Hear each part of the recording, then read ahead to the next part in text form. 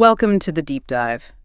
Today, we're getting into some really unsettling territory. We're looking at stories of just extreme luck or maybe terrible timing. Yeah, these accounts we gathered, they're so specific, so improbable, they kind of force you to ask, right? Is it fate? Or is everything just chaos? Tiny little coincidences piling up. It's that idea, isn't it? The butterfly effect, but on a really personal, human level. Exactly. We're not talking about weather systems here. We're talking moments where something tiny, a small delay, a minor accident, even a random gift, ended up being the difference between life and death. And that's the mission today, I suppose, to look at how these tiny changes can have these massive, sometimes fatal outcomes. It's honestly terrifying when you think about it. It really is, because these stories show just how little control we sometimes have. Yeah, how little control you might have over what happens next. It makes you realize something as simple as, say, a piece of hard candy could literally decide everything. So where should we start? Maybe with those stories about missing disaster by just those near misses. Good idea. Let's call them the rerouted journeys. And the first one is pretty staggering. It's about a traveler back in 1989. Right, trying this incredibly ambitious round-the-world trip, Australia to Europe. Yeah, and a key part involved the Trans-Siberian Railway through Mongolia, the Soviet Union. Remember, this is the late 80s. No internet booking. Oh, absolutely. It was all paper visas, rigid train schedules, a logistical nightmare waiting to happen. So he's in Beijing. He desperately needs this Mongolian visa. And the pressure's on because there's only one train a week on that specific route. If he misses it, he has to wait 7 days. And that delay, it voids his connecting Soviet visa, his train ticket. Basically, his entire plan collapses. So he races to the Mongolian embassy, gets there right at 3 p.m. And of course, the gates are literally closing. Terrible timing. He starts pleading with the guard, explaining everything, how desperate he is. And somehow the guard actually gives in, lets him slip inside, gets the visa stamped real quick. Wow, okay. So he made his train that week. He made the train. Now, here's the chilling part. The train that ran the following week. Uh-oh. The exact train he would have been on if that guard had just said, "Sorry, we're closed." What happened? It hit a massive gas explosion, leaking pipeline near the tracks. The train derailed. Over 500 people were killed. 500? Good Lord. That's one of the worst rail disasters ever. And his life was saved because a guard decided to bend the rules for a minute. Not skill, not planning, just a moment of leniency. It really hammers home that survivorship bias thing, doesn't it? We hear this story because he lived. Think of all the people delayed who ended up in a worse spot. We just don't hear those stories as often. True. And sometimes the delay is even more mundane. We've got this other quick one, a pregnant woman, right? She usually took the 5.10 bus home every day. Okay, routine. But this one day, just as she's about to get on, she realizes, the commute's an hour long, and she really needs the restroom. Understandable, especially when pregnant. So she decides, okay, I'll just wait for the next bus. Simple decision. The 5.10 bus she was meant to be on. Don't tell me. It went off cliff. No way. Yeah. Just meeting the bathroom saved her life. The fragility of it all, it's staggering. It really is. So, okay, if a simple delay can save you, what about when bad luck, redirects violence onto someone else? Right, this idea of substitution, it's deeply uncomfortable. This next one is tough. It's about a guy working at a gas station in Florida. Young guy, early 20s. Okay. He was supposed to work a particular shift, but the day before, he bites down on some hard candy, cracks a tooth badly. Ouch. Excruciating pain, I bet. Exactly. Couldn't work, couldn't sleep. So he manages to swap shifts with a coworker so he can get to a dentist, right away. Makes sense. A dental emergency. Yeah. Very common thing. That night, during the shift he was supposed to be working, around midnight, 2 men rush into the gas station. Oh, no. They shot the coworker, the one who took his shift, point blank in the face, killed him instantly, then they emptied the register. It's just horrific. And the only reason the original guy wasn't there was a cracked tooth from candy. Yeah.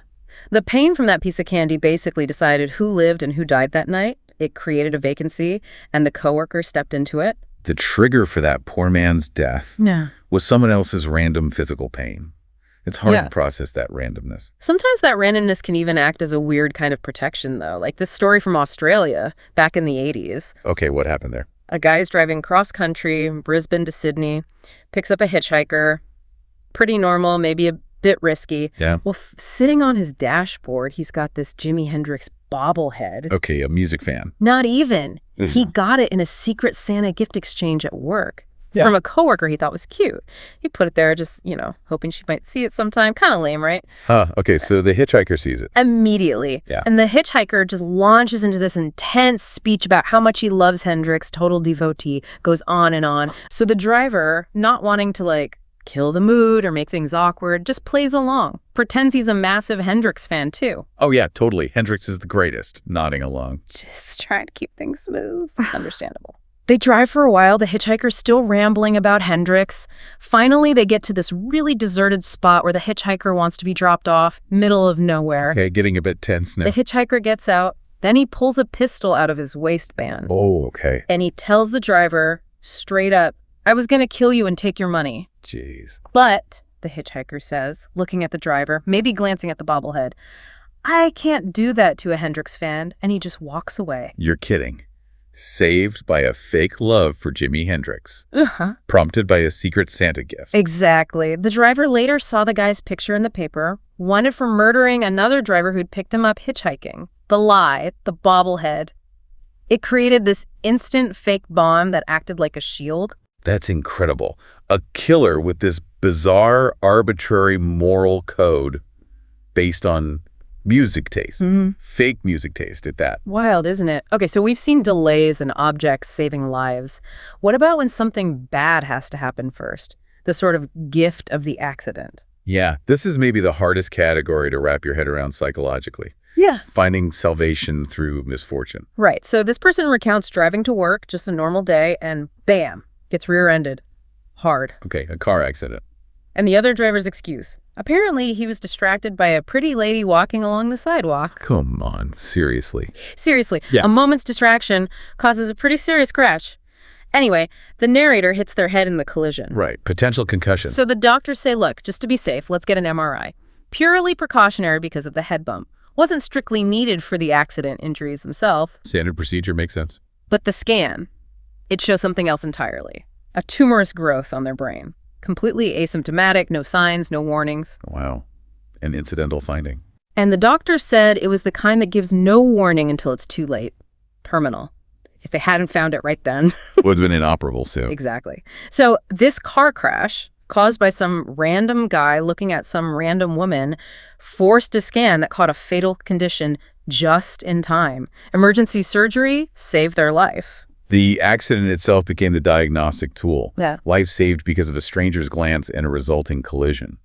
That's profound. We see that precision on a smaller scale, too. There's this quick story. Someone walking to school. Yeah. They stop for just a second. Why? Because they see a little hedgehog, they called it a spiky little mouse, run into a bush. Just paused out of curiosity. In that exact second of pausing, a huge tree branch crashes down right where they would have been walking. I missed them by a fraction of a second because of a hedgehog. Yep. Curiosity saved them. Okay, let's zoom out now. How can these tiny, random, personal things ripple outwards? How can they actually shape history? This brings us to Stalingrad, 1943. Brutal fighting. The narrator's grandfather is there with 5 comrades. They're exhausted, starving. They have to make this incredibly dangerous dash across an open courtyard, Germans firing constantly. A suicide run, basically. The grandfather, he's the youngest, maybe a bit slower. As they're sprinting, he trips, falls flat on his face. Over what? In the rubble. Over a small wooden dollhouse, just lying there in the destroyed courtyard. A dollhouse. Oh, In Stalingrad. yeah. Think about the chain of events for it to be right there. A family bought it, kept it somewhere, the building got bombed, it landed in that exact spot. The probability is minuscule. So he trips, falls. It delays him maybe. 3 Okay. seconds, 5 seconds, just that moment. And A German Panzer tank had been zeroing in. It fires a shell right where his friends were, the ones running just ahead of him. oh, God. Blew them all to pieces, as the story goes. He scrambled back, found cover, survived the battle, survived the war, met his grandmother, had a family. His entire lineage exists because he tripped over a child's toy at precisely the wrong second. That fragility, it's mind-bending. Which leads us to maybe the biggest, most macro example of this effect. Right, connecting one person's preference centuries ago to, well, global geography. Right. We're talking 10th century China. An emperor and his concubine, how does that link to colonization? Okay, so the emperor had a favorite concubine. She was a dancer. And to protect her feet, maybe make them look dainty during performances, she started wrapping them tightly. binding them. Okay. Because she was the emperor's favorite, other women at court started imitating her, fashion trends. And this practice, it gradually spread. It evolved over centuries into the horrific tradition of foot binding, crippling millions of Chinese women for nearly 1,000 years. That's the devastating social consequence. A truly horrific practice. But the global politics link, how did that work? Well, think about the systemic effect. It influenced architecture, for one. If a large portion of the female population can't easily climb stairs, you're less likely to build multi-story homes or buildings widely. Okay, I see that. But the bigger theory, and it's a plausible one, relates to colonization. China, around the Ming Dynasty, for example, had these incredible ships, explorers like Zheng He. Technologically, they were arguably ahead of Europe. Right, the treasure fleets. But they never pursued large-scale, permanent overseas colonization in the same way the European powers did. Why? Well, successful colonization, establishing new societies abroad, generally requires mobile family units. You need women to move, settle, build communities. And if a huge portion of the female population was effectively immobilized by foot binding, then large-scale, long-distance settlement becomes incredibly difficult, perhaps culturally unthinkable. The theory is that this practice, stemming from one dancer protecting her feet centuries earlier, fundamentally limited China's ability or inclination to project power and population globally, like Europe did. So the entire map of the world, who colonized where, the balance of power, might hinge on an emperor's preference for how a particular dancer looked 1,000 years ago. It's a powerful illustration of how a seemingly small cultural practice, born from an individual preference, could have had monumental, long-term geopolitical consequences. The ultimate butterfly effect, perhaps. Wow. We've really covered some ground tonight. From a near miss on the Trans-Siberian to the shape of world history. It all feels so fragile. It does. Life hanging on a cracked tooth, a busy guard, a moment watching a hedgehog, a toy in the rubble. It forces you to confront that question again, doesn't it? Fate versus just random chance. Statistical noise. Absolutely. Survival boiling down to these tiny, arbitrary details. A lie about loving Hendrix, an accidental injury, a glance away. It clashes with our human need to find meaning, doesn't it? To see a plan or destiny in these escapes. I keep thinking about the end of that Stalingrad story. The narrator, whose grandfather survived because of the dollhouse. What did they say? They said, "When my daughter was born, I bought her a dollhouse. Never know when they might come in handy." Huh. That's quite a thought. Acknowledging the randomness, but almost trying to prepare for it anyway. Or maybe just honoring the object that saved his family line. Yeah. So we'll leave you, the listener, with that. When you really accept how much random chance plays a role, does that make you feel helpless? Or does it maybe encourage you to, I don't know, be ready for anything? To maybe buy a metaphorical dollhouse? Thank you for joining us for this deep dive into these chilling accounts of fate and chance. It certainly give you a lot to think about. It really does. We look forward to exploring more strange and unsettling stories with you next time. And hey, if you found this interesting or maybe a bit chilling, please do like, share, and subscribe to the channel. That's Horror Docs. Thanks for listening.